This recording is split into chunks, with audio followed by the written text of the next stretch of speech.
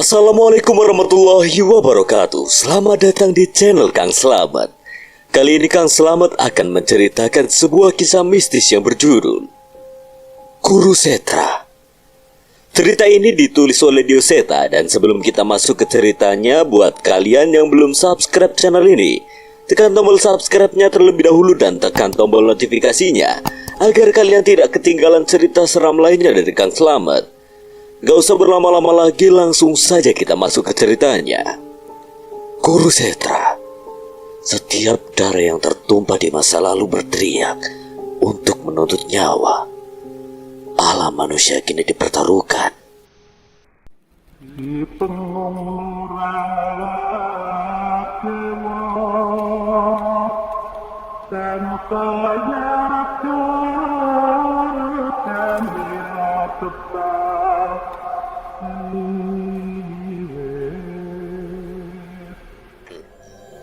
Gelap, panas, apa ini semua? Aku tidak heran dengan kepanikan mereka. Reaksi mereka sama seperti saat aku menemukan alam ini pertama kali. Hanya kegelapan dan hawa panas yang dirasakan di alam terkutuk ini, namun bukan itu yang terburuk. Ini alam leluhur Sambara, tempat kami mengurung makhluk-makhluk terkutuk seperti kalian. Berdoa saja kalian tidak menjadi mangsa dari musuh-musuh kami yang masih bertahan dari masa lalu. Tunggu, jangan tinggalkan kami di tempat ini. Suara apa? Suara apa itu? Bawa kami pergi dari sini. Aku tidak mempedulikan mereka dan kembali ke dalam kegelapan. Aku tidak bisa lama-lama berada di tempat ini. Suara tangisannya tidak berhenti. Geraman hewan buas dan suara langkah kaki tanpa wujud saling mengincar di alam ini. Ah! Tanganku ada yang memakan. Pergi! Makhluk apa yang melilit tubuhku? Dari dalam kabut aku mendengar suara teriakan mereka berdua, namun aku tidak peduli. Mereka pantas berada di sana. Tepat saat kembali ke alam manusia, aku terjatuh. Melintasi alam itu membutuhkan tenaga yang tidak sedikit. Namun dari apa yang kulakukan tadi, setidaknya aku bisa memastikan bahwa alam itu bisa menjadi senjata pamungkas untuk menghadapi lawanku yang kuat. Sosok-sosok pocong yang baru bangkit menyambutku saat kembali ke alam ini. Walau tubuh mereka belum sempurna, tapi naluri mereka untuk membunuhku tidak surut. Aku memberikan pilihan untuk kalian mati sekarang dan mempertanggungjawabkan perbuatan kalian di akhirat. Atau kalian lebih berharap roh kalian berada di dunia dan hanya menunggu Tuhan kalian mencoba terus membangkitkan dan memperbudak kalian. Suara gemertak gigi dari tengkorak-tengkorak pocong itu terdengar. Beberapa suara mengerikan seperti suara aluhan kerbau, namun belum ada satupun dari mereka yang mendekat ke arahku. Di tengah desa itu aku melantunkan ayat-ayat suci untuk menggiring mereka yang sudah sangat tersiksa saat terperangkap oleh massa. Satu demi satu dari mereka kesakitan dan terbakar. Api itu tidak lebih sakit dari api neraka, namun setidaknya ayat-ayat suci yang mereka terima memberikan kesempatan pada mereka menerima hukuman dan pengampunan sebelum mereka sepenuhnya menjadi iblis. Aku menarik nafas lega. Sepertinya ayat-ayat yang aku bacakan tidak hanya menenangkan mereka, tapi juga membuatku merasa lebih tenang dan merasa lebih siap untuk memasuki desa ini lebih dalam. Kali ini aku mendengar suara dari salah satu bangunan yang paling besar dan terlihat sangat tua di desa itu. Sebagian dari bangunan itu sudah termakan akar dan kayu-kayu yang menjadi dindingnya sudah hampir hancur, tak mampu melawan usia.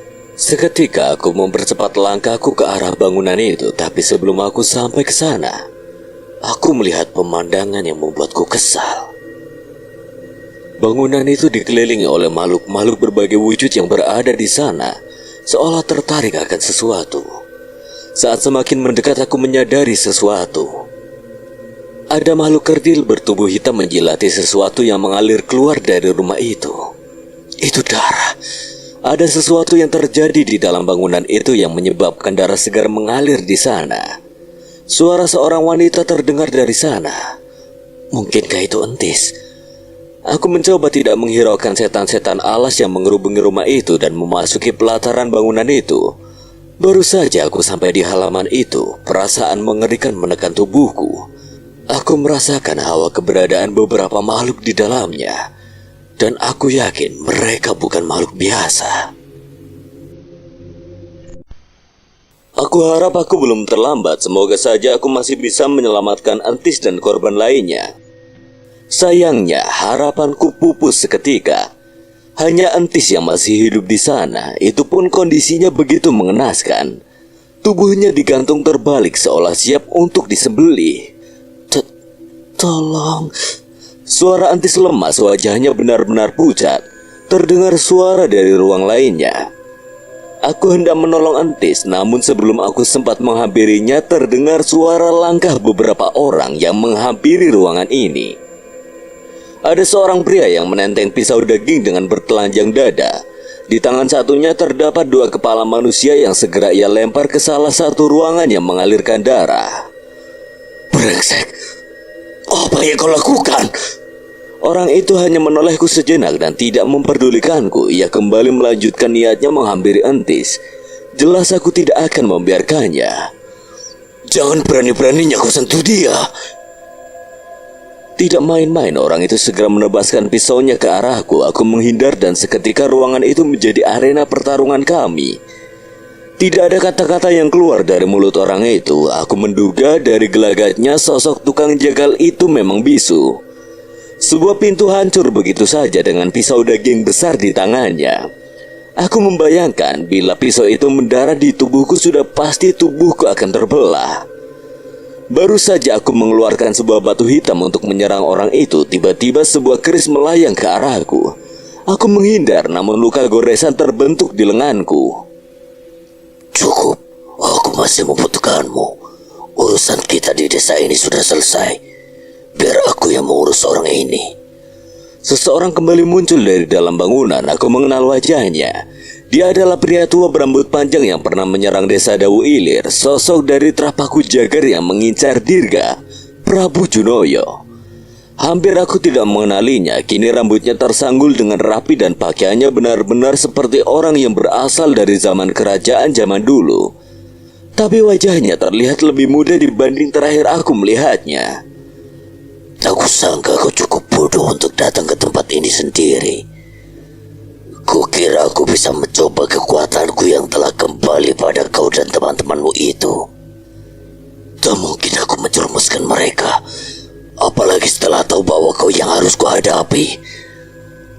Aku terlalu besar mulut. Jelas-jelas aku merasakan kekuatan Prabu Junoyo telah jauh berbeda dari sebelumnya. Kau beruntung sebagai orang pertama dari zaman ini yang akan merasakan kekuatanku yang sepenuhnya. Terserah, tapi jangan libatkan Entis. Biarkan dia pergi. Prabu Junoyo menoleh ke arah Entis dan melesatkan kerisnya mengarah ke leher Entis. Kalau dia kubunuh, kau bisa apa? Dia tidak main-main. Entis yang tidak berdaya tidak berkutik saat keris dasar sukma menembus leher dari perempuan tak berdosa itu. Tidak, hentikan! Aku melemparkan ajian watu geni pada Prabu Junoyo. Suara ledakan terjadi tapi seranganku seolah tidak berdampak apa-apa untuk Prabu Junoyo. Sebaliknya, kini darah segera mengalir dari leher Entis yang akhirnya meregang nyawa dengan mata yang terbelalak. Aku berteriak mengamuk sejadi-jadinya. Berbagai seranganku hantamkan ke tubuh makhluk biadab itu. Sialnya, semua seranganku hanya menembus tubuhnya begitu saja. Tidak ada satupun seranganku yang mengenainya. Kau mengecewakanku. Kekuatan hitam memancar dari tubuh Prabu Junoyo membuatku terpental begitu hingga menabrak tembok. Dalam waktu yang bersamaan bangunan tempat kami berada hancur dengan kekuatan itu. Bangunan itu runtuh, namun dengan sigap beberapa orang muncul dari reruntuhan itu bersama dengan Prabu Junoyo yang masih berdiri tegap. Ada lebih dari 5 orang anak buah dari Trapaku Jagar itu yang muncul. Salah satunya adalah sang tukang jagal. Kalian bereskan tempat lain, kita masih membutuhkan getih pasukan untuk ritual Segoro Gete. Aku berusaha untuk berdiri menghadapi makhluk itu. Kali ini aku benar-benar tidak tahu apa yang akan terjadi kepadaku.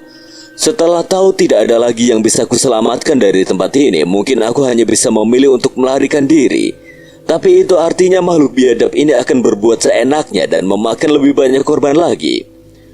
Aku mencoba kemungkinan dengan membacakan sebuah mantra untuk melintasi alam gaib, tingkatan alam di mana semua yang berada di alam manusia terlihat hitam dan putih. Kabut putih menutupi alam yang dihuni oleh makhluk-makhluk siluman. Sayangnya dalam waktu yang tidak terpaut lama, aku merasakan sosok Prabu Junoyo juga berpindah ke alam ini. Aku terus berlari dan berpindah ke alam lain, namun sialnya Prabu Junoyo terus mengikutiku. Sempat aku berpikir untuk membawa Prabu Junoyo ke alam leluhur Sambara, tapi entah mengapa aku ragu. Bila ia mengetahui keberadaan alam itu, mungkin ia bisa melakukan sesuatu yang berbahaya di sana. Apalagi aku tidak tahu kalau ternyata Prabu Junoyo juga mampu berpindah alam. Aku dikurung selama ratusan tahun di Siti Kawaruhan. Kau pikir aku tidak mampu mengejarmu di alam seperti ini? Aku benar-benar kewalahan, bahkan ilmu lintas alamku pun juga dimiliki olehnya. Cukup. Tak kusangka aku akan menghadapi seorang pengecut. Terserah ia ingin berkata apa, namun aku berusaha untuk berpikir rasional. Selama aku masih bisa hidup, aku masih bisa menemukan cara untuk mengalahkannya bersama yang lain. Bagaimana jika kau mati dengan senjata temanmu sendiri? Sial. Di alam yang dipenuhi kabut, sekumpulan roh gentayangan sedang menonton pertarungan berat sebelah ini. Sementara itu satu persatu pecahan keris Dasa Sukma Dirga melayang-layang di udara dengan ujungnya yang mengarah kepadaku. Tenang saja, tidak akan kusia-siakan mayatmu. Dengan cepat, pecahan-pecahan keris Dasa Sukma melesat ke arahku. Aku menghindarinya dengan berhati-hati. Sialnya, ia jauh lebih menguasai keris Dasa Sukma dibanding Dirga. Keris-keris itu pun menerjangku secara bersamaan dengan kekuatan hitam yang menyelimutinya. Ledakan asap hitam meliputi tubuhku. Aku melesat menembus asap hitam itu dan menahan semua serangan keris itu dengan keris Raga Sukma di tanganku. Maaf Danan, kau pinjam kerismu. Dengan cepat aku berpindah melalui alam lain dan muncul di belakang Prabu Junoyo. Secepat mungkin aku menghujamkan keris Raga Sukma, namun Prabu Junoyo menghindar dan memerintahkan keris Dasa Sukma untuk menyerangku lagi. Pertarungan sengit terjadi antara keris Raga Sukma dan keris Dasa Sukma. Aku terus mencoba mencari celah untuk mengejar Prabu Junoyo, namun ia tidak semudah yang aku kira. Tak kusangka kau bisa memberikan perlawanan. Benar, aku menyadari sesuatu. Mungkin pukulanku tidak bisa menyentuh tubuhnya, tapi dia menghindari dari serangan keris Raga Sukma. Apa itu artinya seranganku dengan keris ini bisa melukainya? Di tengah pertarunganku, tiba-tiba terdengar suara petir yang menyambar dengan keras. Padahal aku berada di alam yang berbeda. Bagaimana suara petir itu bisa sampai ke tempat ini? Wajah Prabu Junoyo berubah seketika. Ia memperhatikan arah suara petir itu berasal, seolah memang petir itu ditunjukkan untuknya.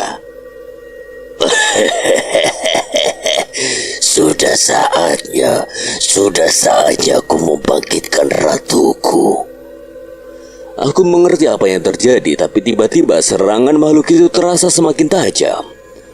Aku tidak punya waktu lagi untuk bermain-main. Seketika terjadi retakan udara di alam ini. Saat itu seketika aku kembali ke alam manusia. Dan di saat yang bersamaan dari bayangan Prabu Junoyo muncul raksasa besar bertubuh hitam. Kukunya sepanjang lengan manusia dengan taring yang begitu panjang. Buto Jagar, dia makananmu. Gila, dia menyembunyikan raksasa seperti itu di bayangannya. Sekuat apa makhluk yang sedang kami lawan ini? Tanpa menunggu lama, sebuah sapuan tangan mengincar tubuhku. Aku berusaha melompat menghindar, namun tiba-tiba sosok itu muncul ke belakangku dan menghempaskanku begitu saja.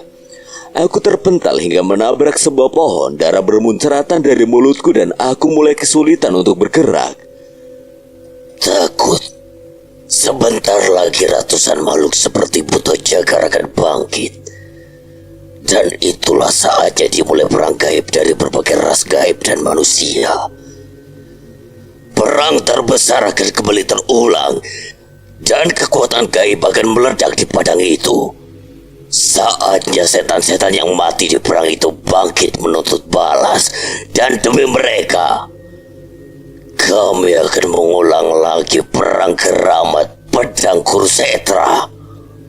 Tak kusangka ada makhluk gila yang ingin mengulang peperangan yang aku kira tidak pernah ada. Tanah Jawa akan hancur dalam waktu singkat bila memang perang itu akan terulang lagi. Pasti ada cara untuk menghentikannya.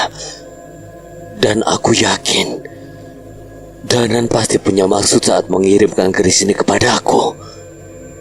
Sebelum mati, tidak ada salahnya aku mencoba hal itu. Ucapku yang hampir kehilangan harapan atas pertarungan ini, aku berpindah ke beberapa alam dan bersembunyi dari Buto Jagar dan Prabu Junoyo. Jelas aku tahu dalam sekejap mereka akan menemukanku, tapi setidaknya aku memiliki sedikit waktu untuk membaca mantra itu. Jagat telah lembut boten duwe wujud, kulo nimbali surga loka surga kayangan, keto mulai sampun nampani, teko aso, teko sedanten. Tepat saat aku menyelesaikan mantra itu, seketika Buto Jagar sudah menyusulku. Cakarnya dengan mudah menghantamku meski aku sudah mencoba menahannya. Sekali lagi aku terpental dan membuatku kembali tak berdaya. Sial, aku gagal. Rupanya benar mantra itu hanya dapat digunakan untuk mereka yang terpilih saja. Aku kecewa, sepertinya ini adalah akhir hayatku. Aku pikir saat aku mati aku akan dijemput oleh bidadari malaikat yang cantik jelita, tapi siapa sangka saat ini yang membawaku ke kematian adalah raksasa hitam yang sangat buruk rupa. Dirga, semoga kamu selamat. Wajah Buto Jagar yang mengerikan itu mendekat memamerkan taring-taringnya yang tajam. Aku sudah bersiap bertahan dengan semua yang tersisa pada diriku, walaupun aku tahu akan sia-sia. Tapi sebelum wajah itu mendekat, tiba-tiba selendang hitam besar menutupi wajah makhluk itu bersama kemunculan sosok wanita yang berwajah mengerikan. Walau mengerikan, sosok itu seperti mencoba untuk menolongku. Nyi Sendang Rango. Aku mencoba menebak siapa sosok itu. Ia pun menoleh dan saat semakin jauh dari Buto Jagar, wajahnya kembali seperti yang aku kenal. Kita pergi dari sini. Ada kekuatan yang mengalir ke tubuhku yang berasal dari Nyi Sendang Rango, seolah ia memberi isyarat agar aku menggunakan kekuatannya untuk berpindah alam. Dengan segera aku membawa kami berdua pindah ke alam manusia. Jagat, kita ke alam lain, jangan ke tempat ini. Setidaknya aku bisa membawa jasad Antis kembali ke orang tuanya.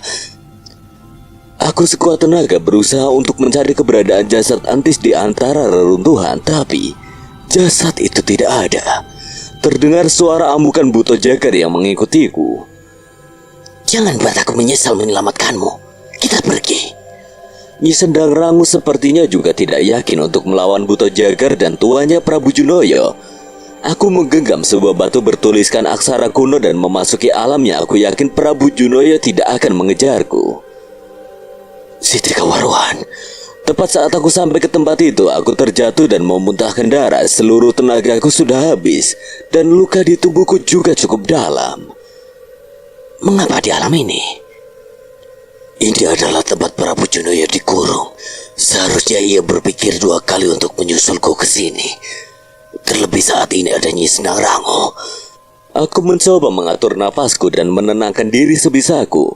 Keberadaan Nyi Sendang Rango membuat tidak ada makhluk di alam ini yang berani mendekati kami. Namun tetap saja, kegagalanku membuatku tidak bisa berpikir dengan tenang. Apa Nyi Sendang Rango tahu apa yang terjadi pada Danan?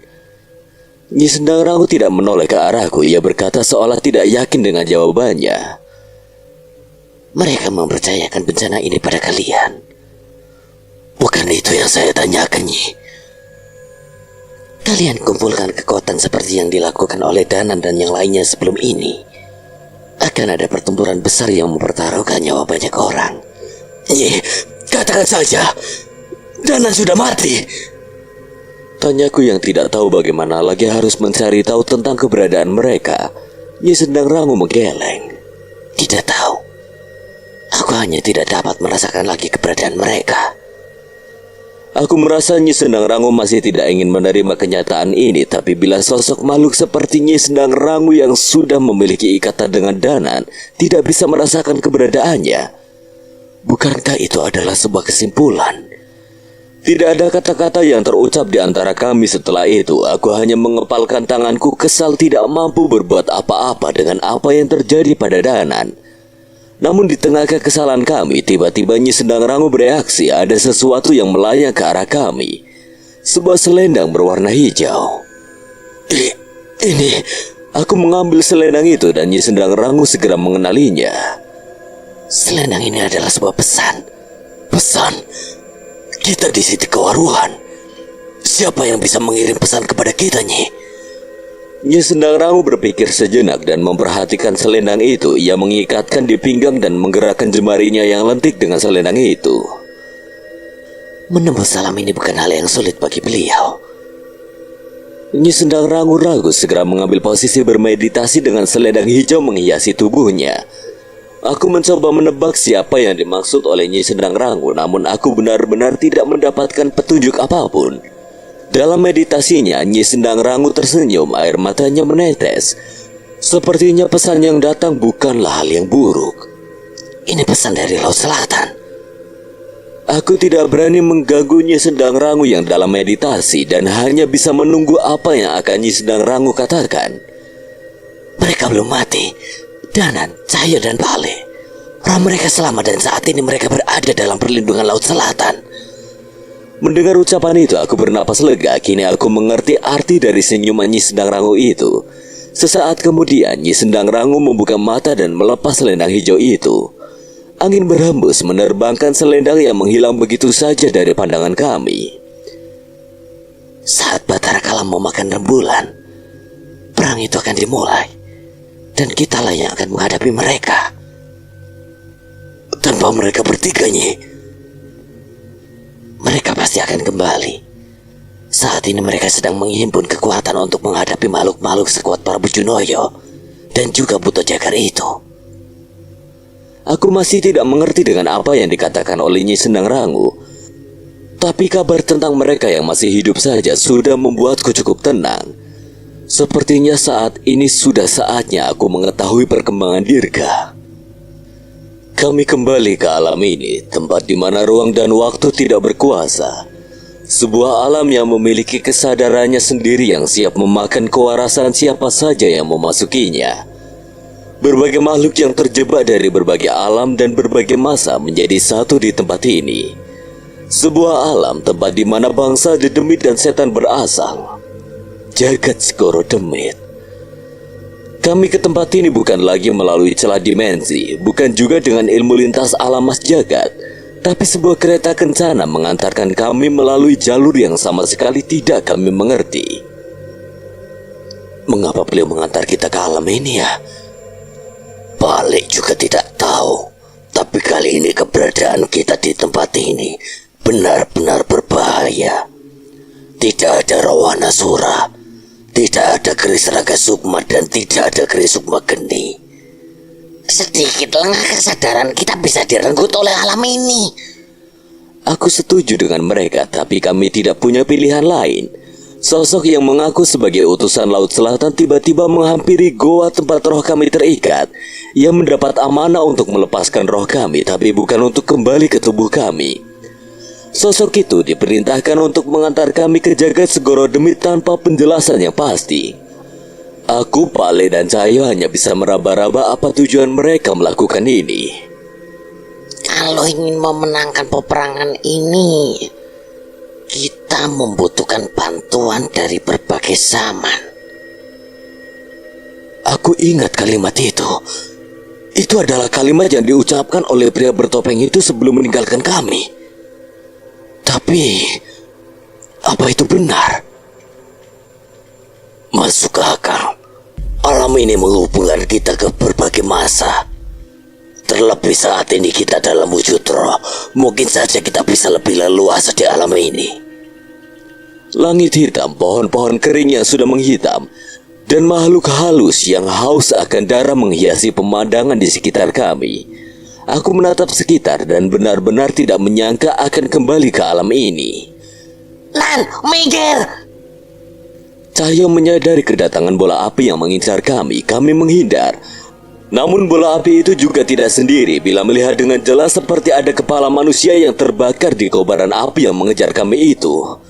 Banaspati, bukan.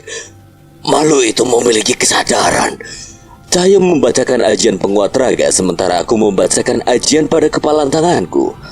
Cahyo menendang sebuah batu yang dalam sekejap menghantam makhluk itu dan ajian lebur saketi, sebuah pukulan jarak jauh memusnahkan satu makhluk yang lainnya. Lari! Bukan kami yang tak mampu menghadapi makhluk itu, namun dari jauh Pak Alek sudah menyadari pergerakan makhluk yang mengincar keberadaan kami. Sialnya kami lengah. Saat kami sedang memikirkan apa yang akan kami lakukan di alam ini, setan-setan sudah berkerumunan dan mengincar kami. Kami tidak sadar keberadaan siluman ular sebesar pohon yang menghadang kami. Belum lagi, pasukan raksasa dari berbagai ukuran sudah berlari mengejar kami dari jauh. Sial, kalau sebanyak ini kita tidak bisa selamat. Sayangnya kami memang tidak melihat jalan keluar lagi dari tempat ini. Seluruh tempat sudah terkepung. Kalian itu roh, kenapa tidak melayang saja? Tiba-tiba terdengar suara seorang pria dari sekitar kami. Anehnya kami tidak bisa melihat wujud orang itu. Benar, ikutin Pak Ale. Dengan cepat kami melayang setinggi-tingginya dan melesat menuju tempat kemana firasat Pale menuntun kami. Tidak jauh, tapi ada sebuah danau hitam di mana tidak ada setan yang bersarang di sana. Kami pun mendarat dan memastikan keadaan sekitar. Aku cukup lega mengetahui kami berhasil lolos dari makhluk-makhluk itu. Benar juga, ini pertama kalinya kami masuk ke alam ini dalam tubuh roh. Raimu kenapa, Tonjol? Kok ngeselin? Aku nggak kesel. Kalian kan udah tahu rasanya Rogo Sukmo ngambil wujud roh. Masa bisa melayang saja kalian tidak sadar? Wah, lagi rain apa, Tonjol? Ya namanya lupa kan, dah inget, Tonjol. Piye toh?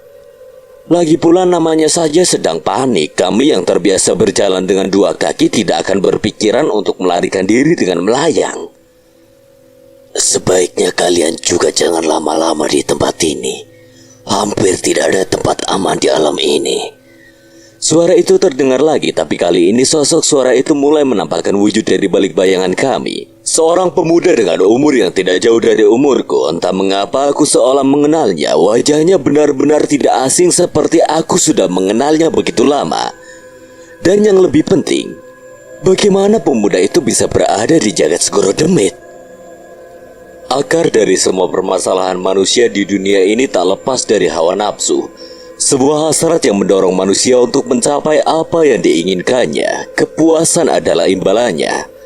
Kadang begitu banyak hal yang dikorbankan hanya untuk menyadari bahwa tidak ada yang benar-benar berarti di alam ini. Harta, kekuasaan, nafsu adalah fana. Tidak ada yang bertahan selamanya. Semua akan musnah begitu seorang manusia telah mencapai akhir hayatnya. Hanya amalan dan perbuatan baik yang mampu mensucikan roh kita lah yang patut diperjuangkan. Karena sejatinya hal itulah yang memastikan apakah kita pantas untuk kembali berada di sisi Sang Pencipta. Tapi jalan seorang manusia tidak semulus itu. Mereka tidak hanya sedang berpacu dengan kehidupan. Mereka makhluk-makhluk yang dilaknat dan tidak lagi mendapat pengampunan, tidak rela melihat manusia mendapatkan tempat yang tak lagi bisa mereka gapai. Dengan berbagai cara dan muslihat, mereka menarik manusia untuk jadi bagian dari mereka ke dalam siksaan abadi. Umur manusia saat ini mungkin hanya 100 tahun. Namun umur iblis itu sampai hari kiamat. Jangan heran bila iblis lebih pintar, lebih sakti dan lebih kuat dari manusia. Nyai Jambrong bercerita pada Guntur dan Dirga di belakang mobil terkosong yang mereka tumpangi. Terus kenapa mereka tidak menghabisi manusia saja, Eyang? Kan mereka sekuat itu. Tuhan memberikan berbagai batasan di alam ini untuk melindungi umatnya. Termasuk terpisahnya alam roh dan alam manusia juga dimensi lain adalah salah satu caranya. Walau sehebat itu iblis tidak memiliki kuasa untuk membunuh manusia. Makanya mereka menghasut dan memanfaatkan manusia untuk memenuhi keinginan mereka.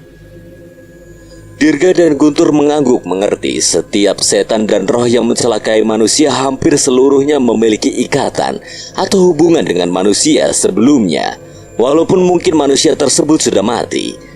Salah satu yang menjadi masalah di alam ini adalah mereka yang melakukan perjanjian gaib dan akhirnya mati meninggalkan sosok setan perjanjian itu bergentayangan di alam ini.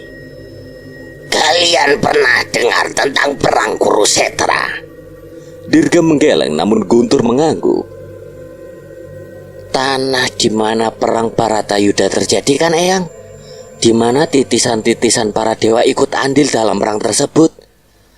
Nyai Jambrong mengangguk. Ia menceritakan bahwa perang itu mengorbankan begitu banyak nyawa dan melepaskan begitu banyak kekuatan. Jasad makhluk dari berbagai ras terbaring dan terkubur di sana dengan pusaka-pusaka yang mampu menggetarkan bumi. Perang Paratayuda itu kisah nyata, Eyang. Kayaknya nggak masuk akal. Banyak misteri di masa lalu yang tidak bisa dijamah oleh manusia, Tur.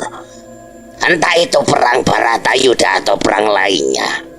Tapi sisi lain Padang Kurusetra menyimpan semua dendam dari peperangan itu.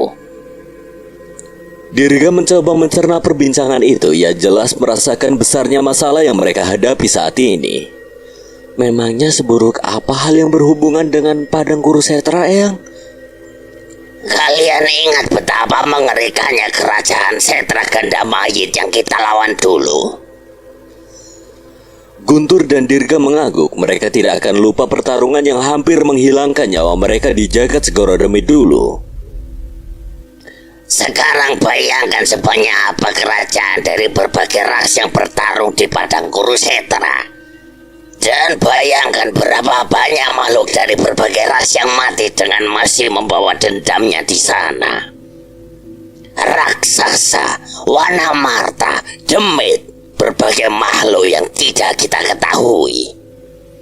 Dan Derapaku Jagar berniat membangkitkan dan memanfaatkan kekuatan mereka. Mendengar perkataan itu, Guntur dan Dirga pun merinding. Mereka merasa tidak mungkin bela manusia harus berhadapan dengan makhluk-makhluk seperti itu lagi. Mungkin itu artinya sama dengan kiamat. Hal itu nggak akan terjadi, Eyang. Kita akan cari keberadaan Mas Cahyo dan kembali menyelesaikan ini semua seperti biasa. Kali ini Nyai Jambrong memalingkan wajahnya. Bersiaplah untuk semua kemungkinan. Dirga sangat jelas membaca gelagat Nyai Jambrong. Ia yang biasa galak dan banyak berceloteh kini terlihat serius. Ia tahu sesuatu yang membuat Nyai Jambrong bisa seperti ini jelas bukan hal yang sembarangan. Tenang, Eyang. Tuhan pasti memberikan kita jalan. Jangan sampai hal ini membuat Eyang murung terus seperti itu. Bukan, Dirga. Bukan itu saja yang membuat Eyang tidak tenang. Lantas apa lagi, Eyang? Nyai Jambrong menggerakkan rahangnya dan wajahnya benar-benar kesal. Eyang lupa bawa gigi palsu Eyang. Bisa repot kalau Eyang gak bisa makan. Mendengar ucapan itu, seketika wajah Dirga melongo aneh, sedangkan muka Guntur sudah terlihat kecut. Tenang toh. Sudah benar gak usah ditanyain. Guntur mengeluh sambil membuang muka. Mendengar ucapan itu, Nyai Jambrong pun melototi Guntur. Guntur yang merasa terancam menggeser pantatnya menjauh dari Nyai Jambrong hingga ke ujung belakang. Langit yang selalu kelam dan tanah yang tandus. Suara teriakan dan tangisan terdengar dari berbagai tempat di alam ini. Aku tahu tidak ada tempat lagi bagi kami untuk bersembunyi di alam ini. Lambat laun setan-setan di alam ini pasti menemukan kami, entah itu dari dalam hutan, dari atas langit, atau bahkan dari dalam tanah. Seorang anak perempuan berjalan tertatih ke arah kami dari kumpulan pohon-pohon tandus. Nan, anak kecil. Cahyo bergegas ingin menghampiri anak kecil itu, namun aku menarik tubuhnya dengan menahannya. Jangan, Jul. Cahyo heran dengan maksudku, namun sebelum aku menjelaskannya, Cahyo sudah mendapat jawabannya sendiri. Seketika kepala anak itu jatuh ke tanah dan tubuhnya tetap berjalan ke arah kami. Dari dalam lehernya terlihat sekumpulan ular yang menguasai tubuh anak kecil itu. Sialan, Alih-alih menghadapi setan itu, kami semua memilih untuk mundur. Sang pemuda yang sempat menolong kami pun mengikuti kami. Syukurlah kalian orang baik. Syukurlah masnya juga. Aku menyenggol Cahyo menegur sikapnya yang mungkin bisa menyinggung pemuda itu. Maaf, tapi waktu saya tidak banyak. Saya harus mencari obat untuk menyembuhkan kutukan raja saya. Saya izin pamit. Pak Le yang masih penasaran dengan sosok pemuda itu ingin menahannya, namun pemuda itu dengan segera berlari mengikuti petunjuk yang sepertinya baru saja ia dapat. Sepertinya kita akan bertemu dia lagi. Mungkin Pak Le. Saat aku dan Pak Le menyelesaikan perbincangan kami, tiba-tiba terjadi sesuatu yang aneh pada Cahyo. Nafasnya menderu dan tatapannya mulai kosong. Jol, Pak Jol, sadar Jol. Aku mencoba menyadarkan Cahyo, sayangnya Cahyo tidak menggubris, sebaliknya Cahyo mengeram seolah mengancam. Pak Le dengan cekatan memutarkan tangannya beberapa kali dan menyalakan geni Baraloka. Ia meletakkan tangannya yang terbakar api itu ke punggung Cahyo. Perlahan nafas Cahyo kembali normal dan ia mulai mendapatkan lagi kesadarannya. Jol, aku kenapa Nan? Pak Le mematikan kembali geni Baralokanya agar kami tidak menjadi incaran setan-setan di alam ini. Jangan lengah. Kesadaranmu hampir saja diambil alih. Pak Le tidak punya kekuatan seperti Nyi Sendang Rangu dan Wanasura yang bisa mempertahankan kesadaran kalian seterusnya. Pagari diri kita masing-masing.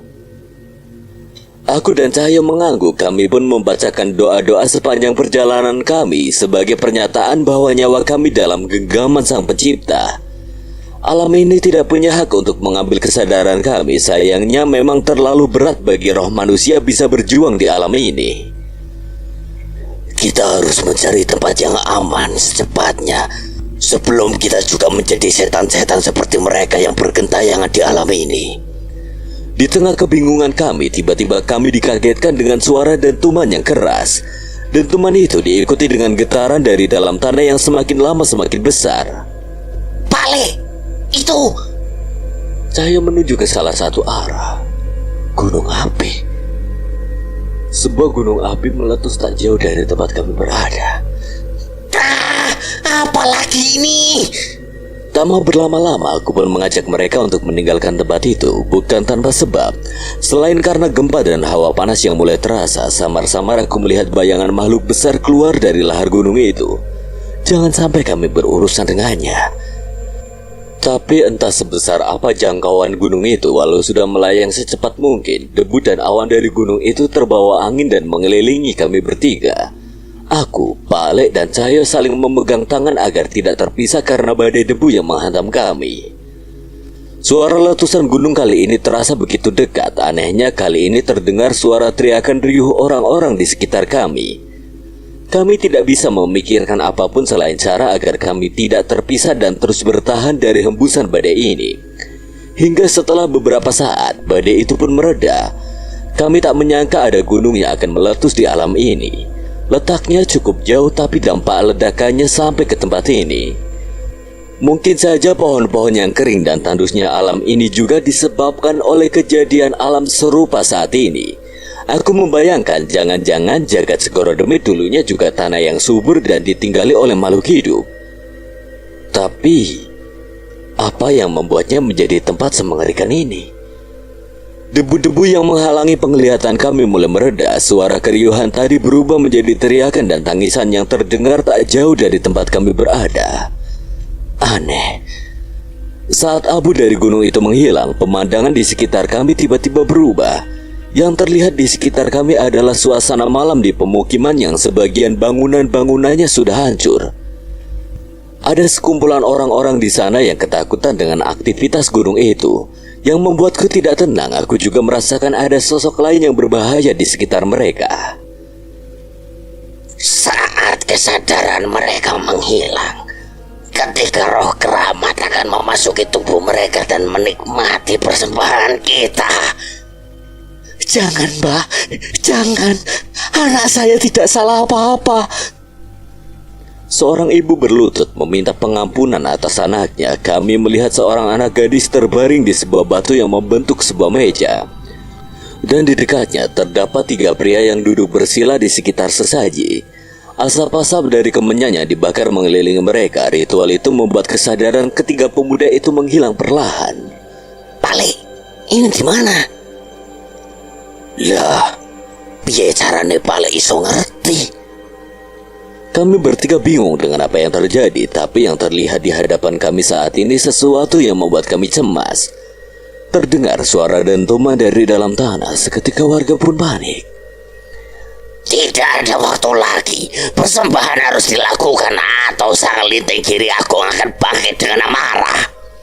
Jangan, Mbah. Ibu itu berteriak, tapi beberapa orang menahan ibu itu dan membawanya menjauh. Seharusnya kau bangga anakmu bisa menjadi penyelamat desa ini. Ia pun menancapkan tongkatnya ke tanah dan membacakan mantra yang panjang. Ketiga pemuda itu kehilangan kesadarannya dan suara raungan, tawa dan juga teriakan terdengar dari sekitar kami. Dan saat itu juga kami melihat ketiga sosok makhluk mengerikan mendekat ke 3 pemuda itu. Tubuh ini kupersembahkan untuk wadah doro-doro sekalian. Kami mulai mengerti orang-orang ini percaya bahwa dengan mengorbankan anak gadis itu mereka bisa selamat dari bencana alam ini. Jelas itu adalah tindakan bodoh. Pale, kita tolong anak itu. Kami pun menghadang ketiga makhluk yang berniat merasuki pemuda itu. Sayangnya mereka bukan setan biasa.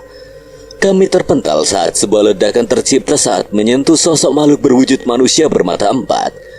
Kami mencoba menyerang mereka, tapi sosok ular berekor api membuat kami kewalahan. Sementara itu, ada sosok nenek yang terbakar api sambil tertawa, sudah melesat menuju tubuh pemuda itu. Sial! Cahyo meninggalkan pertarungan dan mengejar nenek itu. Tidak sempat. Nenek itu sudah sampai di tubuh pemuda itu dan menyentuh ubun-ubunnya. Pemuda itu terjatuh, Cahyo menghilang, tapi setan nenek api itu masih berada di sana.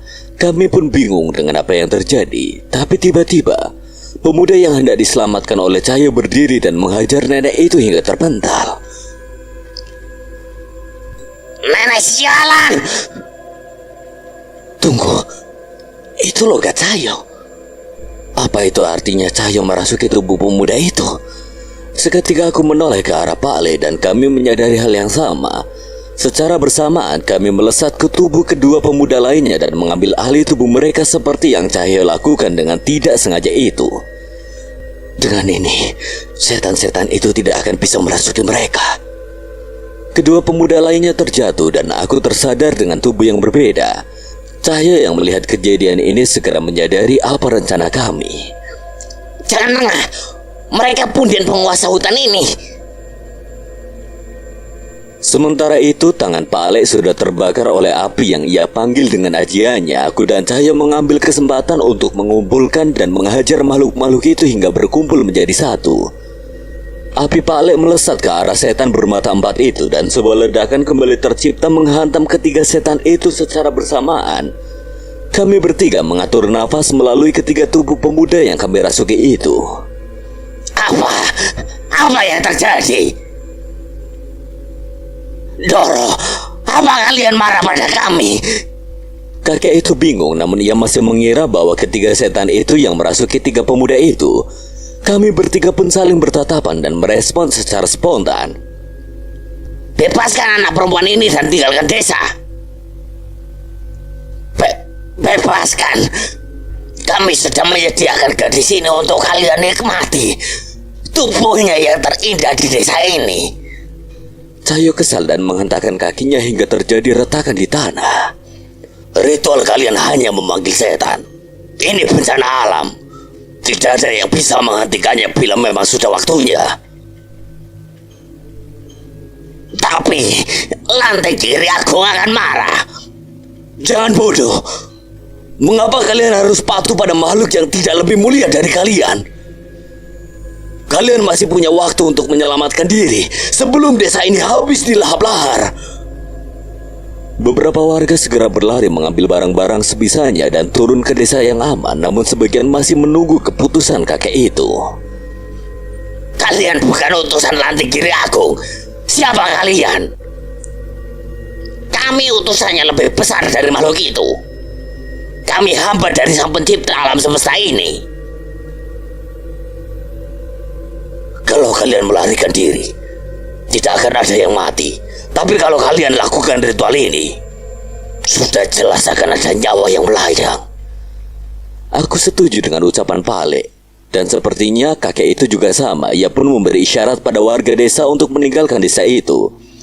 Tapi belum sempat mereka semua berpencar, tiba-tiba terlihat beberapa warga yang tertawa cekikikan dengan mata yang melotot. Mereka mulai menyerang warga lain di dekatnya. Jangan, Bu. Jangan. Lanting Kiri Agung marah. Cahyo yang mendengar ucapan itu mengambil sendalnya dan melemparkannya kepada kakek itu.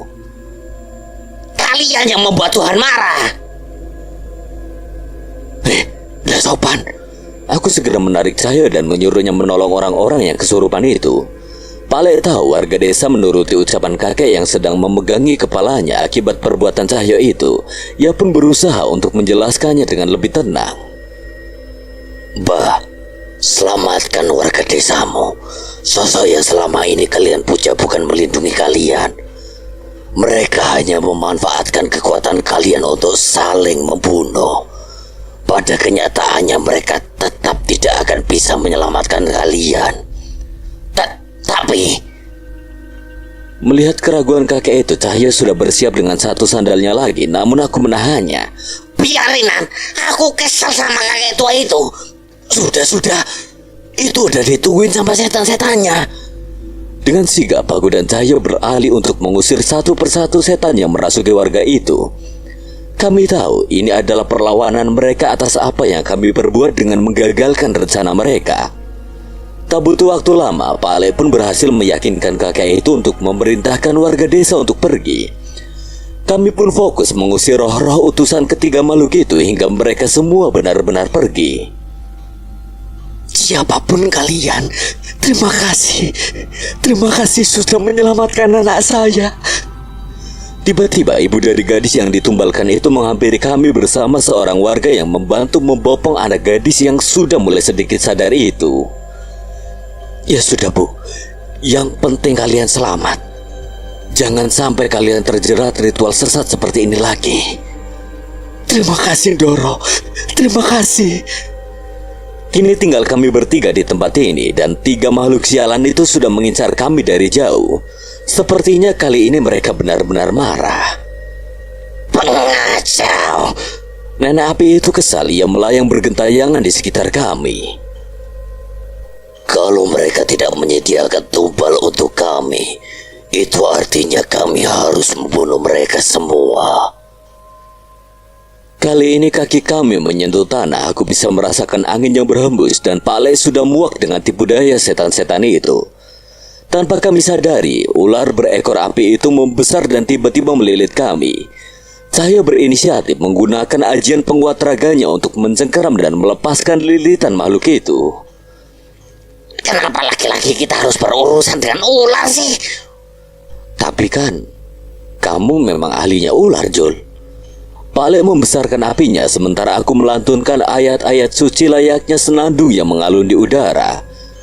Tepat ketika makhluk-makhluk itu menyerang kami, api Pak Le membesar dengan ajian Gamburu Mekso yang kubacakan. Sayatan-sayatan di tubuh setan-setan itu tercipta dan terbakar api yang lebih panas dari yang mereka miliki. Api yang tercipta dari ayat-ayat suci Sang Pencipta alam semesta ini. Wah, makhluk sialan! Terkutuk kalian! Rasa sakit terus membakar mereka, namun sebelum aku dan Cahyo hendak melesatkan serangan pamungkas kami, setan-setan itu pergi dan melarikan diri menuju kedalaman hutan. Tuhan kami yang bergelar Lanting Kiri Agung akan membalas perbuatan kalian. Suara nenek api itu menggema mengancam kami. Kami memastikan sampai desa ini benar-benar aman dari makhluk itu. Namun gejolak dari dalam tanah dan semburan awan panas mulai terlihat dari arah puncak gunung. Tak menyia-nyiakan waktu, kami pun memutuskan untuk meninggalkan desa itu dan mencari tempat yang lebih aman. Ada sebuah danau besar yang kami temukan saat meninggalkan gunung itu. Suara dentuman terdengar. Malamnya seharusnya gelap menjadi terang dengan terangnya cahaya dari api dan lahar yang menyala meleleh dari puncak gunung. Kami bertiga menyaksikan pemandangan itu sambil bergidik ngeri membayangkan betapa dahsyatnya ledakan itu. Entah berapa desa yang akan hancur karena bencana tak terhindarkan itu. Pale, terus tubuh pemuda-pemuda ini gimana? Iya Pale, kita harus memisahkan diri kan? Iya itu masalahnya Nan. Sukma mereka sudah hilang sejak ritual itu. Kalau kita meninggalkan tubuh ini, mereka bisa saja mati. Aku dan Cahyo saling bertatapan. Kami memang menyaksikan ritual yang membuat ketiga pemuda ini tidak sadar. Tapi kami tidak menyangka bahwa kakek bodoh itu tega melepaskan Sukma dari ketiga pemuda ini. Karena kesalahan kita. Kita sudah menggunakan wadahnya. Kita juga belum tahu cara untuk kembali. Mungkin sebaiknya kita mencari cara untuk mengembalikan Sukmanya dulu. Aku mengangguk setuju. Kami bisa melakukan itu sambil mencari cara untuk kembali ke alam kami. Prajurit berkuda, rumah-rumah kayu sederhana, hingga penerangan sederhana yang hanya mengandalkan obor dan lampu minyak sederhana. Semua itu terlihat selama perjalanan kami. Kami pun sadar saat ini kami terlempar ke zaman yang berjarak jauh dari zaman kami hidup. Selama ini aku gak percaya sama yang namanya lintas waktu loh Pale. Tidak ada yang mustahil Nan. Banyak peninggalan-peninggalan di alam ini yang tidak relevan dengan zaman. Dan mengenai ramalan-ramalan dari masa lalu tidak menutup kemungkinan semua berasal dari mereka yang datang dari masa depan. Tapi menurut Pak Le, apa masa depan akan berubah bila kita membocorkan apa yang terjadi di masa depan? Menurut Pak Le, enggak Jul. Pak Le lebih percaya bahwa semua yang terjadi sudah ditakdirkan.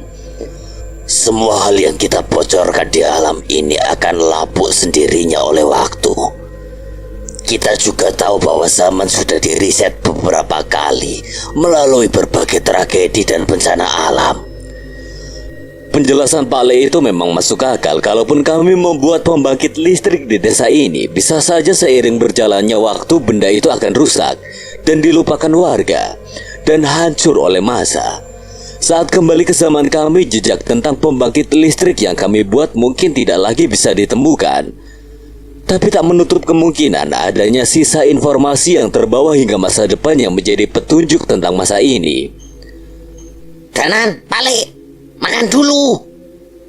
Dapat dari mana, Jul? Banyak di hutan, Nan. Di sini keluar desa sebentar udah ketemu hutan. Nyari makanan nggak susah kok. Mungkin benar ucapan Cahyo, zaman ini tidak begitu buruk.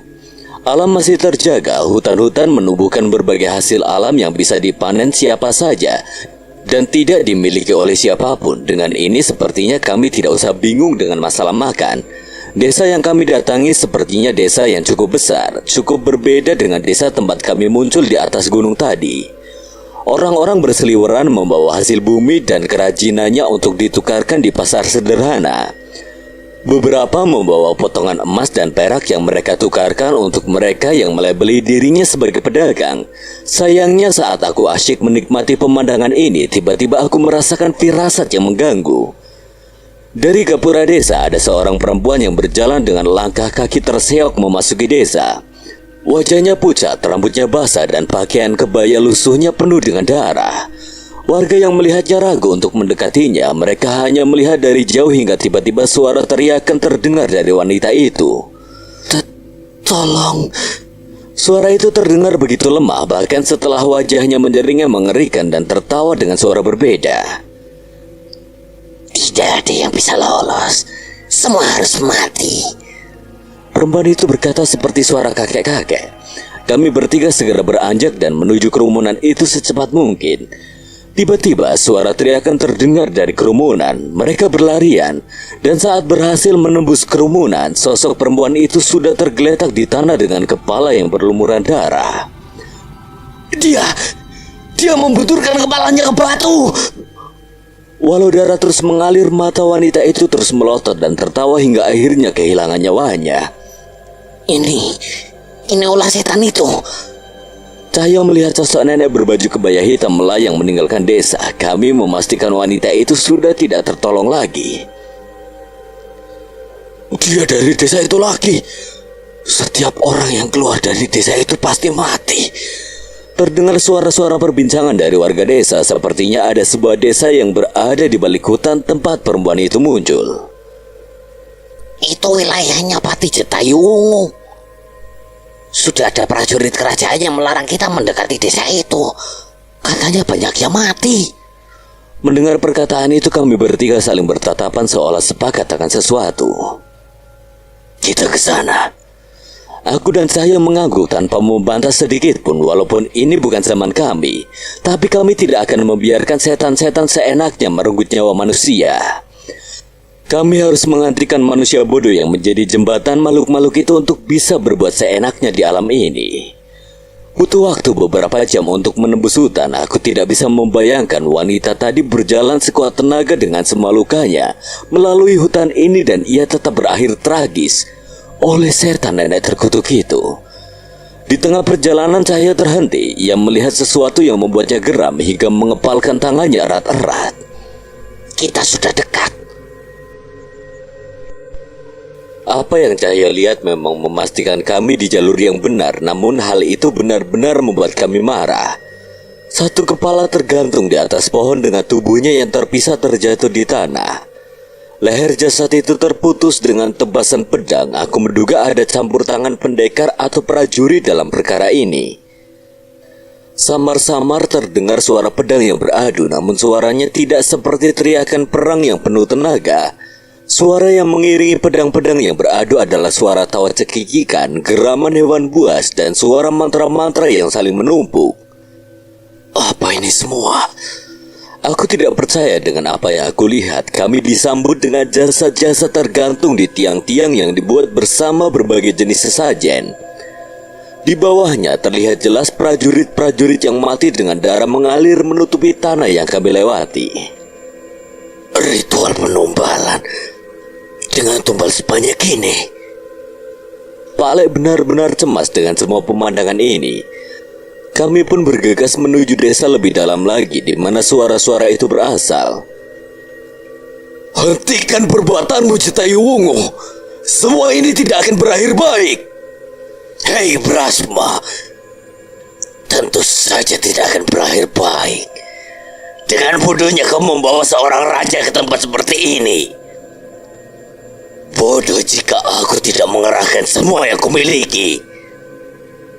Aku datang ke sini hanya berharap bahwa bukan kau dalang dari semua ini.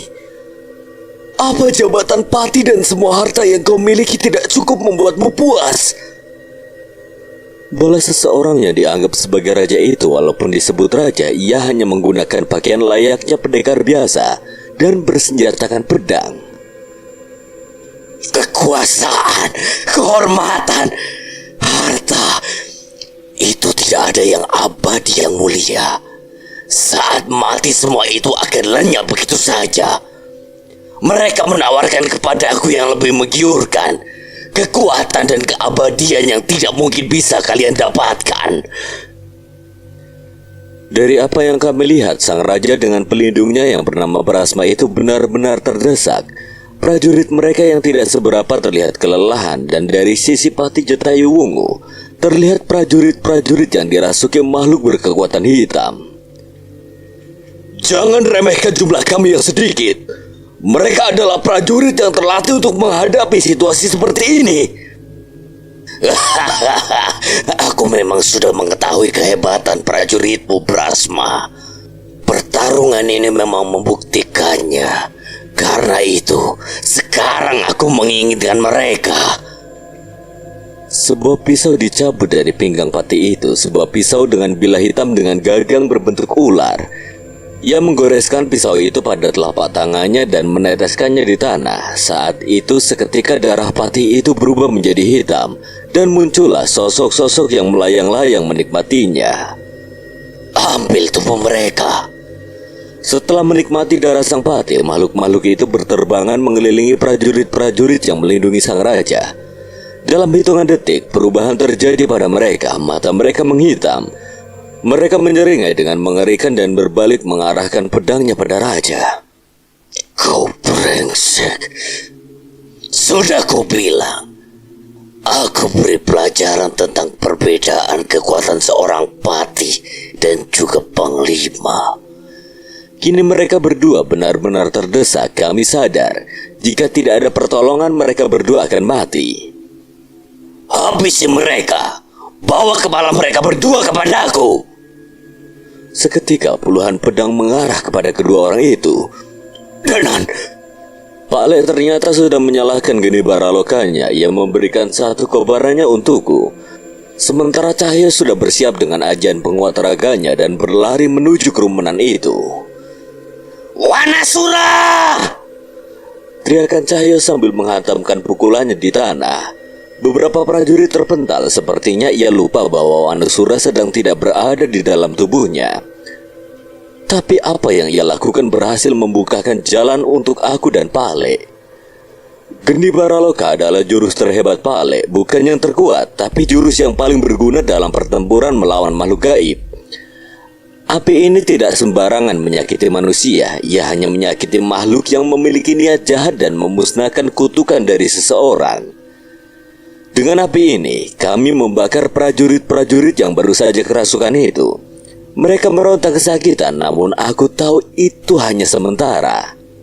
Jangan jauh-jauh dari kami. Siapa kalian? Perkenalannya nanti saja. Perintahkan prajurit yang sudah sadar untuk meninggalkan desa ini. Jika kerasukan lagi mereka akan menyusahkan. Sang Raja dan Brasma saling menatap dan setuju. Brasma dan Cahyo bertarung menghalau prajurit-prajurit yang masih kerasukan, sementara Sang Raja membantu kami menyadarkan prajurit yang sudah tertolong.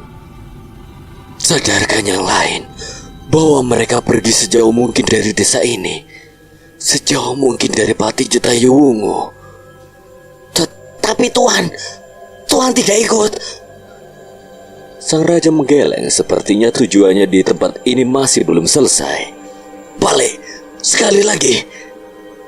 Aku mengajak Pak Le menggabungkan kekuatan kami lagi. Aku membacakan kembali alunan ayat-ayat suci yang menanamkan kesucian pada setiap udara yang kami hirup.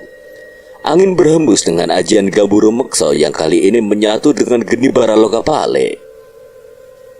Seketika badai api dari Geni Baraloka tercipta di tempat itu. Prajurit-prajurit yang kerasukan terbakar oleh api Pale dan perlahan mulai mendapatkan kesadarannya. Api ini tidak panas.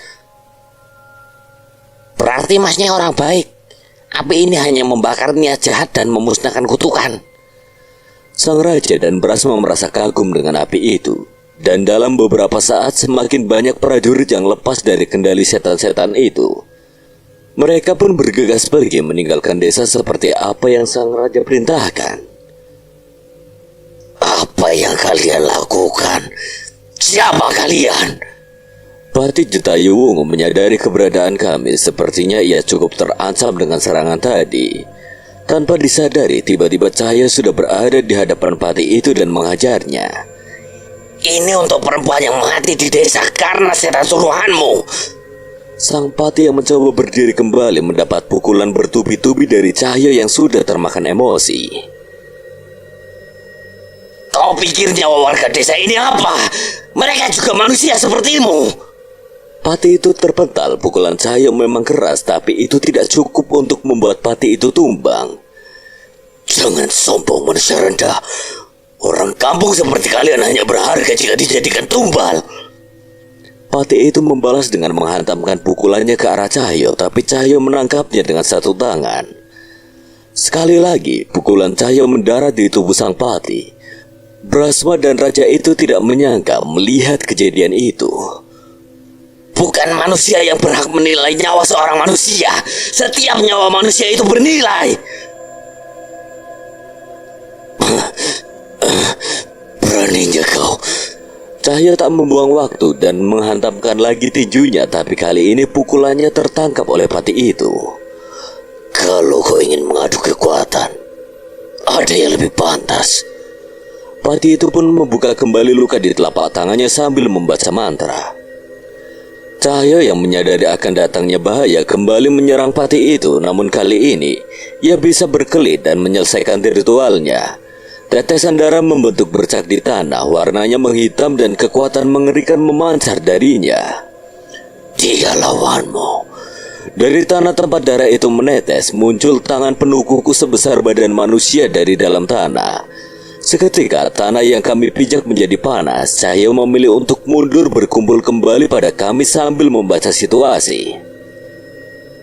Belum ada yang bisa mengalahkan Buto Geni sejak ratusan tahun yang lalu. Membuatnya patuh bukan perkara mudah. Tapi setimpal jika bisa mendapatkan kepala sang raja. Ini tidak main-main, walau tak sebesar Buto Lireng, Buto Geni memiliki kekuatan yang tidak bisa diremehkan. Keberadaannya saja membawa panas yang menyengat di desa ini. Sampai bisa memanggil setan sekuat itu. Iblis apa yang menjalin perjanjian dengannya? Entahlah, dia sudah benar-benar tidak tertolong. Kami membaca kecemasan dari mereka berdua dan membentuk formasi mengelilingi mereka. Gimana Pale? Ada rencana? Sementara cari kelemahannya dulu. Jangan berkontak langsung dengannya. Kalian, ini terlalu berbahaya. Kenapa kalian sampai mau menolong kami seperti ini? Ada atau tidak ada kalian pun kami tetap akan terjun saat melihat semua korban di desa ini. Tidak usah merasa bertanggung jawab. Saya Raja Indrajaya. Mungkin kalian sudah mengetahuinya. Dan dia Panglima saya Brahma. Setidaknya beritahu nama kalian tuan-tuan pendekar. Saya Danan. Danan Jaya Sambara. Ini Cahyo dan beliau Pak Le saya, Bimo Sambara.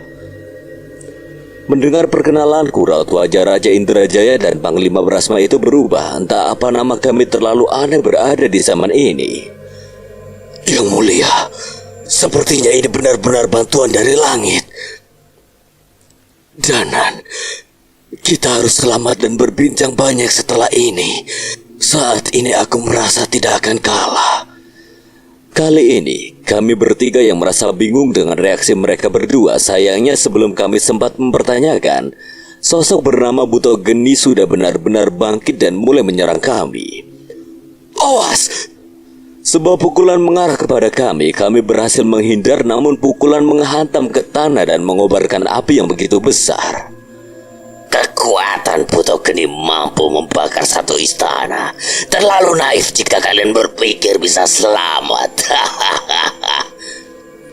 Kau pikir kau juga akan selamat dari tempat ini? Setan berwujud manusia ini biar urusanku. Cahyo sepertinya sudah begitu kesal dengan semua yang terjadi di desa ini. Cahyo menggunakan ajian penguat raga, sedangkan Pati Jetayu memperkuat dirinya dengan kekuatan hitam yang merasuki dirinya. Dalam sekejap, pertarungan sengit terjadi di antara mereka. Sementara itu, Raja Indrajaya membaca sebuah mantra sembari dilindungi oleh Panglima Brahma. Tepat saat Buto Geni kembali menyerang, aku mengempaskan pukulannya dengan ajian lebur sakti milikku. Pale menyusul dengan membakar dahi Buto Geni, berusaha melepas ikatan dari alam ini.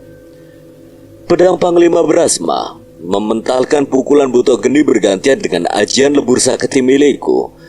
Kami hanya mampu menahan gerakannya, sementara Pale mencoba memurnikan melepaskan ikatan Buto Geni dengan Pati Jetayu. Tanpa ikatan perjanjian mereka, Buto Geni tidak memiliki kuasa di alam ini. Ini tidak mudah, mengimbangi cara bertarung seorang panglima benar-benar tidak mudah. Setiap ayunan dari pedangnya memiliki beban dan tanggung jawab yang berat. Panglima Brahma menggunakan semua ilmu yang ia miliki untuk bertahan dari serangan Buto Geni. Amukan Buto Geni terdengar menggema ke seluruh desa. Selesai, serang dahinya. Di situ darah Pati itu tertanam. Aku dan Panglima Brahma bersiap, namun kami merasakan kekuatan besar dari belakang kami. Biar aku saja. Saat ini aku menyaksikan sesuatu yang menarik. Pedang Raja Indrajaya menyala terang dan melayang di hadapannya. Kami pun menyingkir dan dengan cepat Raja Indrajaya mengambil pedang itu dan melemparkannya ke dahi Buto Geni tepat seperti perintah Pale. Dengan mudah pedang itu menembus kepala Buto Geni dan membakar kepalanya. Ada kekuatan hitam yang mengikat antara Pati Jetayu Wungu dan Buto Geni yang membuat kepala Buto Geni membentuk wujud lagi. Tapi Pale dengan sigap membakar leher Buto Geni dengan geni baraloka untuk mencegahnya bangkit kembali. Kembalilah ke tempatmu berasal. Kobaran api besar membakar makhluk besar itu dan membuatnya meronta-ronta. Kami pun mundur dan membiarkan geni baraloka membakar raksasa itu hingga lenyap dari alam ini. Sial. Pati Jetayu kesal dengan kekalahan Buto Geni, namun ia tidak terlihat gentar. Ia mengambil kembali pisaunya dan mengarahkan ke dahinya. Cahyo sadar bahwa Pati itu akan melakukan ritual yang lebih besar lagi. Ia pun melesat untuk mencegah hal itu, tapi sesuatu terjadi di luar dugaan. Asap hitam mengepul membentuk sebuah tangan besar yang menghantam Cahyo hingga terpental. Pati Jetayu pun terlihat kaget. Kau belum boleh mati di sini. Darahmu masih kami butuhkan. Ada suara menggema di antara kami. Tangan besar itu menggenggam Pati Jetayu yang belum selesai dengan ritualnya dan ia pun menghilang dari pandangan kami. Hening saat kepulan asap hitam yang membawa pergi Pati Jetayu hilang. Suasana hening seketika, tidak ada suara dan tidak ada sosok kehidupan lagi selain kami berlima di sini. Dia melarikan diri. Benar, ada sosok yang lebih mengerikan dari semua ini. Itu benar-benar buruk. Raja Indrajaya menepuk pundak Panglima Brasma mencoba menenangkannya. Kita tidak tahu semengerikan apa sosok di balik Pati Jetayu Wungu. Tapi setidaknya kita juga bertemu dengan mereka. Raja Indrajaya memandang pada kami bertiga. Aku dan Cahyo terduduk di tanah mencoba mengatur napas kami.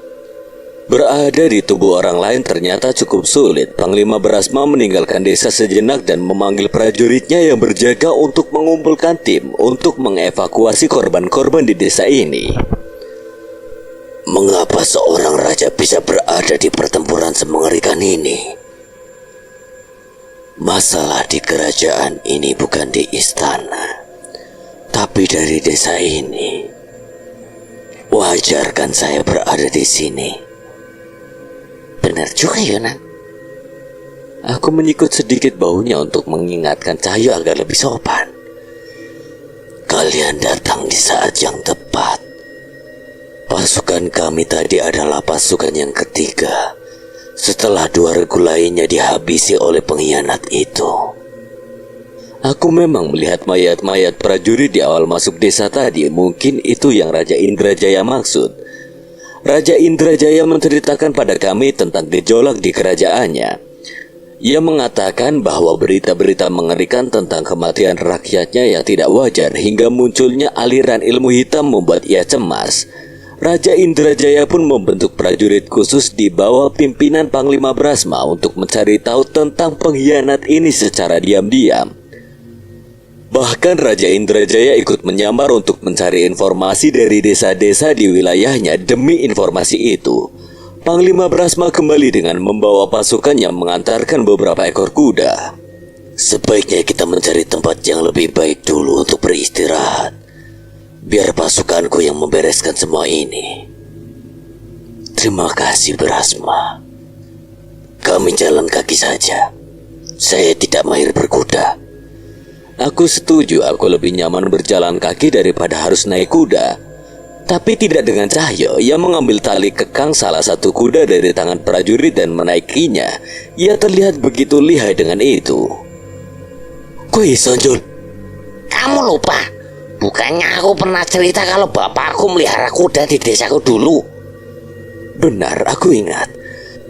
Cahyo pernah bercerita bahwa ayahnya memelihara kuda dan terkadang membantu mengurus kuda milik orang lain juga. Sudah naik saja. Biar prajuritku yang membantu mengendalikan kuda kalian. Melihat Cahyo yang nyaman dengan kudanya, aku pun tidak mau kalah. Bapak juga pernah mengajariku berkuda, tapi aku juga ingat bahwa tidak mudah mengendalikan hewan yang paling berguna di peperangan ini. Jasad-jasad yang tergantung di tiang-tiang selama perjalanan keluar desa masih terus membuat kami geram. Terlebih ketika kami mengetahui bahwa sosok di balik ritual desa ini masih berkeliaran. Sebenarnya ritual apa yang dilakukan oleh Pati Jitayu? Entahlah, kami datang saat sudah terlambat. Sesuatu telah terjadi di tempat ini, dan yang membuat kami khawatir ritual ini hanya permulaan saja.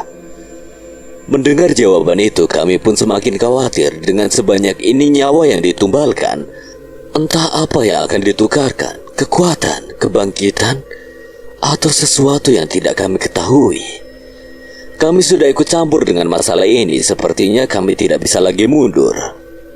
Tapi saya sama sekali tidak menyangka bahwa akan tertolong sekali lagi oleh kalian. Sekali lagi? Sepertinya ini pertama kali kita bertemu, Tuhan. Bukan. Maksudnya tak kusangka setelah dulu saya ditolong oleh Pati Widarpa, hingga pertarungan sebelumnya kami ditolong oleh putranya, yaitu Daryana. Kini kami tertolong oleh kalian, Sambara. Oh, iya benar. Saya juga penasaran. Saya tidak pernah tahu Pati Widarpa punya kerabat lain yang menyandang nama Sambara selain anaknya. Mendengar ucapan raja dan panglima itu, seketika aku dan Pak Le terdiam. Widarpa? Daryana? Apa ini maksudnya kami berada di zaman yang sama dengan mereka?